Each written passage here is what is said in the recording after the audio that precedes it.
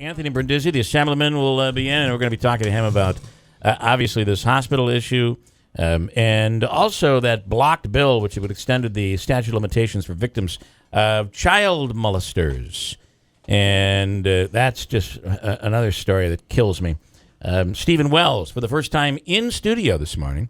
Stephen Wells is running for Congress, and we do have a pretty awesome announcement that was really made yesterday. But Andrew, I'm going to let Andrew do this because he's been working on it so diligently. But you were able to maneuver and then maneuver again, and you've been able to secure a date. We do have a debate scheduled here in studio, and the date of that debate is going to be between, by the way, Claudia Tenney,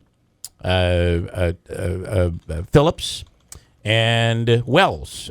Each will be in studio for a Republican debate. And when's it going to happen? It's going to be Monday, June 13th from 7 to 9 right here. All right, that's coming up. It's just a couple of weeks away. And it'll be in studio. Love the fact that it's happening here, and really, really can't wait. It's going to be exciting. You'll be able to watch it and listen. And Stephen Wells will be in studio later on this morning. That'll happen in the 8 o'clock hour. And Andrew, what did you have somebody piping in here on the hospital issue? Yeah, we got somebody who's a regular listener. She texted in, when my son was born and we realized something was wrong, our pediatrician at Utica Peds sent us up to Syracuse to the specialist. Anyone who has taken their child to Golisano can't argue that their facilities and level of care is beyond compare. So some parents are looking at it as a good thing. Well, yeah. Well, there's no doubt it's a great facility, and whenever anything gets big, right, we are sent to Syracuse anyway. I guess that is a fact. So, you're a father of a young child now. Yeah, I mean, this affects everybody. I see. Again, I'm not. I just thought this was all routine. Excuse me. We did have to go to Syracuse at one point for a screening. An initial. Within a week, they did a series of tests on our son, and a couple of things. They said we need a further test, so he had to go out to Syracuse and get a sweat test to confirm or rule out a couple of different things. Yeah. Fortunately, everything turned out to be okay, but they did send us to Syracuse.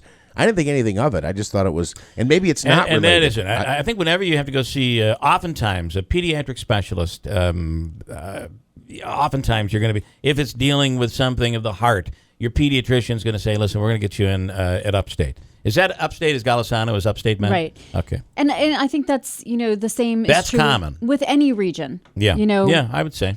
Places have their specialties.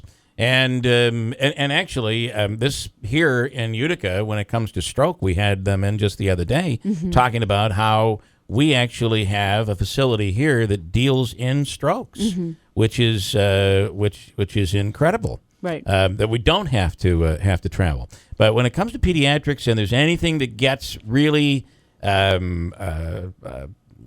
bit of severity or complications, it's almost always we end up being sent to Syracuse. But this is different. This is routine. If your kid's going to have his tonsils taken out, no longer will it be done in Utica. If you have one of these pediatricians, you're going to be sent to Syracuse. Right. For the more routine items. What about childbirth? Because I've always felt that St. Luke's had a really great birthing center over there, and I'm assuming it would only improve with a new facility. So there's a lot to get into this morning. It's going to be interesting to hear from Assemblyman Brindisi. It will also be interesting to hear from somebody that can just tell it to us straight, because the people who have children deserve to know the real story.